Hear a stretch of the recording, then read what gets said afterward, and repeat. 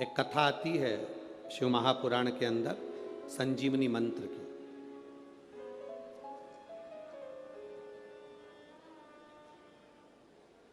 संजीवनी मंत्र क्या?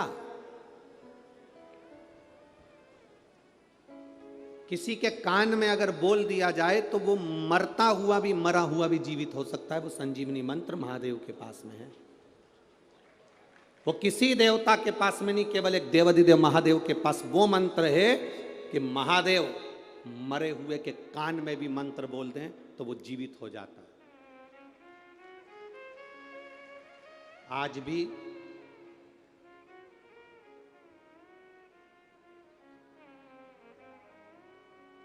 हिमाचल प्रदेश में एक शिवजी का मंदिर है। कभी अब उसका स्मरण हमें, नाम तो हमें स्मरण में नहीं आ रहा है, पर अगर आप लोग नेट पे सर्च करेंगे तो वो आ सकता है। उसका वर्णन स्कंद पुराण में भी है, लिंग महापुराण में भी उसका वर्णन आता है।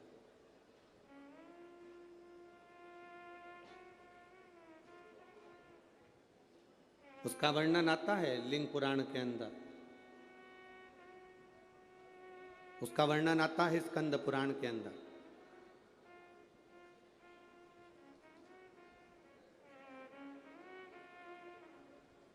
लिंग पुराण में, स्कंद पुराण में इसका विशेष वर्णन आता है। विशेष, शायद दुनिया का पहला ऐसा मंदिर होगा जिस मंदिर के सामने से, भगवान शिव के सामने से मुर्दे को भी अगर लेकर जाते हैं तो उसके शरीर में कंपन होने लगता है। उसको अगर आप कभी नेट पे सर्च करेंगे, यदि आप स्कंद पुराण में पढ़ेंगे या लिंग पुराण में पढ़ेंगे तो उसका वर्णन पूरा मिलेगा आपको। उसका पूरा वर्णन आपको प्राप्त होगा, संपूर्ण वर्णन मिल सकता है। संजीवनी मंत्र एक ऐसा मंत्र है, संजीवनी मंत्र एक ऐसा मंत्र है जिस मंत्र को 33 कोटि देवताओं के पास में भी वो मंत्र नहीं है। किसी के पास वो मंत्र नहीं। वो मंत्र अगर है तो केवल मेरे देव अधिदेव महादेव के पास, उसके सिवाय किसी के पास वो मंत्र नहीं। इसीलिए हमारे यहाँ बार बार कहा जाता है, अकाल मृत्यु वो मरे जो काम करे चंडाल का, और काल उसका क्या बिगाड़े जो भक्त हो महा। जो शिव की आराधना करने वाला होता है, जो शंकर की भक्ति में डूबने वाला होता है, जो शिव तत्व को प्राप्त करने वाला होता है, जो शंकर के गुणगान में डूबा हुआ होता है, उसके सम्मुख में काल नहीं आ पाता। शंभु शरणे पड़ी मांगू घड़ी रे घड़ी, दुख काटो दया करी ने दर्शन आपो। शंभु शरणे पड़ी मांगू घड़ी रे घड़ी, दुख काटो दया करी ने दर्शन। शिव महापुराण की कथा कहती है 33 कोटि देवता इस संजीवनी मंत्र को पाना चाहते हैं। 33 कोटि देवता इस संजीवनी मंत्र को लेना चाहते हैं। अब कौन होगा ऐसा संसार में जिसको संजीवनी मंत्र नहीं चाहिए? कौन होगा ऐसा? देखिए, शिव महापुराण का पंचाक्षर मंत्र नमः शिवाय षडाक्षर मंत्र ओम नमः शिवाय। शिव महापुराण का श्री शिवाय नमस्तुभ्यम। शिव महापुराण का महामृत्युंजय मंत्र।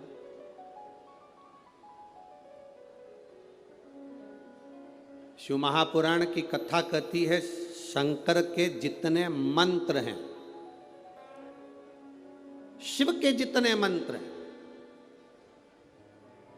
ये सारे मंत्र संजीवनी का काम करते हैं और व्यक्ति की जिंदगी की उन्नति की ओर इसको लेकर जाते हैं। प्रत्येक शंकर के मंत्र।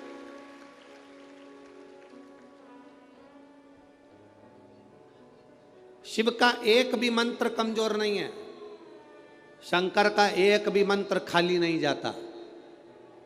आप अगर श्री शिवाय नमस्तुभ्याम का जाप कर रहे हो, प्रतिदिन आपके मुख से 11 बार 21 बार श्री शिवाय नमस्तुभ्यम मंत्र निकल रहा है, भले काम करते करते निकले।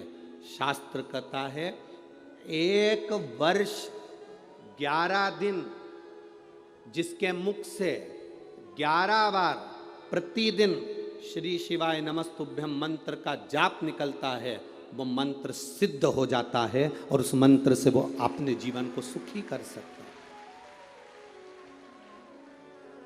1 वर्ष 11 दिन इस मंत्र के उच्चारण से। और कितनी बार बोलना है? जम के बोलो जरा। मंत्र कोई भी हो, उसका उच्चारण, उसका स्मरण करते करते वो सिद्ध हो जाता है। मंत्र सिद्ध करने के लिए आपको कहीं पहाड़ पर जाने की जरूरत नहीं है। मंत्र को सिद्ध करने के लिए आपको किसी नदी के तट पर जाने की जरूरत नहीं है।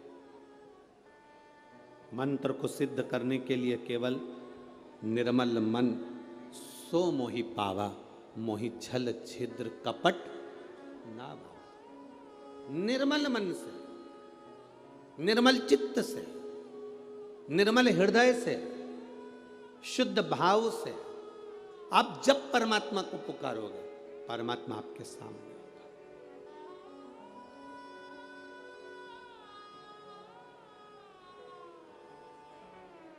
श्री शिवाय नमस्तुभ्यं। श्री शिवाय नमस्तुभ्यं। आप जप रहे हैं, स्मरण कर रहे हैं, सिद्ध होता है।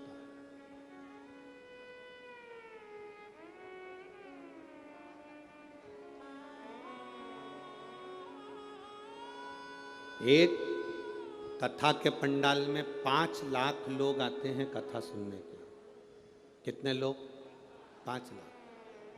एक पंडाल की कैपेसिटी देखी जाती है, दूसरे पंडाल की कैपेसिटी देखी जाती है, तीसरे पंडाल की देखी जाती है। टेंट होन लगे हैं चारों तरफ, उनकी देखी जाती है। और उसके बाद जो दुकानों पर बैठे हैं, रोड पर बैठे हैं, ये धूप में बैठे हैं, गाड़ियों पर बैठे हैं, इन सब की, बिल्डिंगों पर बैठे हुए हैं, इन सब की कैपेसिटी अगर इनको गिना जाए तो 5-6 लाख लोग प्रतिदिन शिव महापुराण की कथा सुनने आते हैं। प्रतिदिन।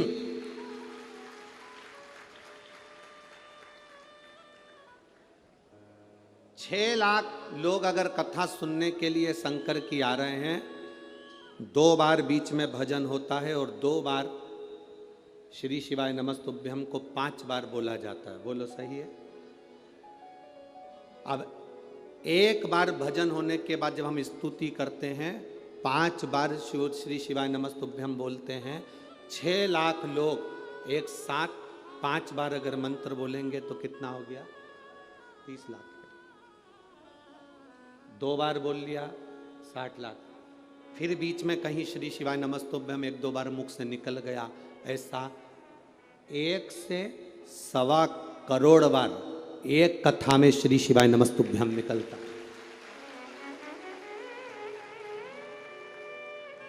शरीर में 3 करोड़ रोम हैं हमारे, ये पूरे शरीर में 3.5 करोड़ रोम छिद्र हैं। और हमारा शास्त्र कहता है 3.5 करोड़ रोम छिद्र।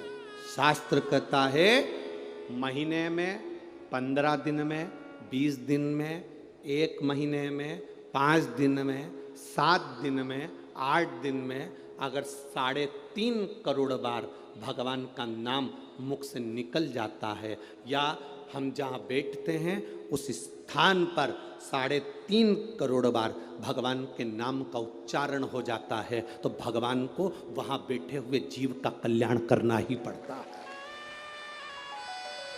अब लोग कहते हैं गुरुजी आखिर शिव महापुराण में आने वाले का कल्याण क्यों होता है? शिव महापुराण दूर दूर बैठ के लोग सुनते हैं, उसका फल क्या मिलता है? शिव महापुराण के इस पंडाल में पहुंचने पर जो धूल उड़ती है उसका प्रमाण क्या है? शिव महापुराण की कथा सुनकर लोग रच को अपने शरीर में लगाते हैं, उसका प्रमाण क्या है? उसका प्रमाण केवल यही है कि 3.5 करोड़ बार आप और हम सब मिलकर 5 दिन में, 7 दिन में, 8 दिन में इस कथा के अंदर भगवान को बोलते हैं, तो वो देव अधिदेव महादेव अपने को आकर आशीर्वाद प्रदान करता ही है। ये निश्चितता।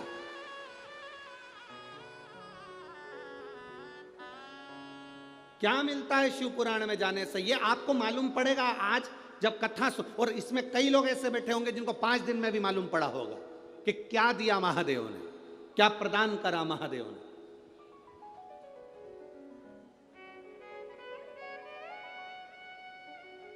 ये उसके भीतर का बल। संजीवनी मंत्र किसको नहीं चाहिए?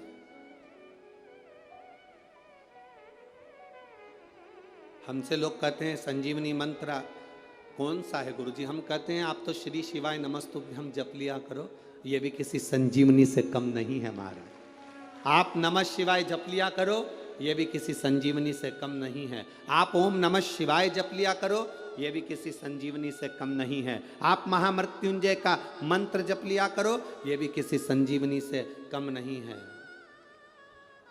ये भी संजीवनी से कम नहीं।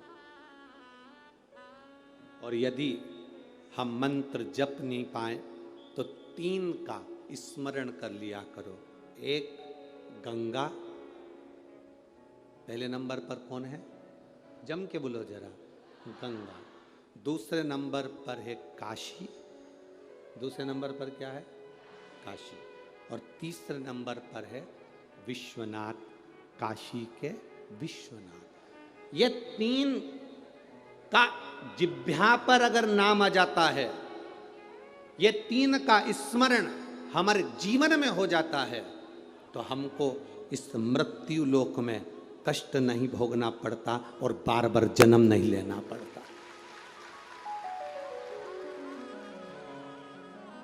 हमें बारंबार जन्म नहीं लेना है। संसार सागर में बार बार आने से मतलब क्या है? पर मत बुरे कर्म कर बंदे, वरना पछताएगा। भगवान की आंखों से तू बच नहीं पाएगा, तू बच नहीं पाएगा। अरे ओ अज्ञानी मत करना दान, अरे ओ अज्ञानी मत करना दान। तेरे कर्म का फल भी तू ही पाएगा, जैसा किया तूने तेरे आगे आएगा। मत बुरे कर्म कर बंदे, मत बुरे कर्म कर बंदे, वरना पछताएगा। भगवान की आंखों से तू बच नहीं पाएगा, तू बच नहीं पाएगा।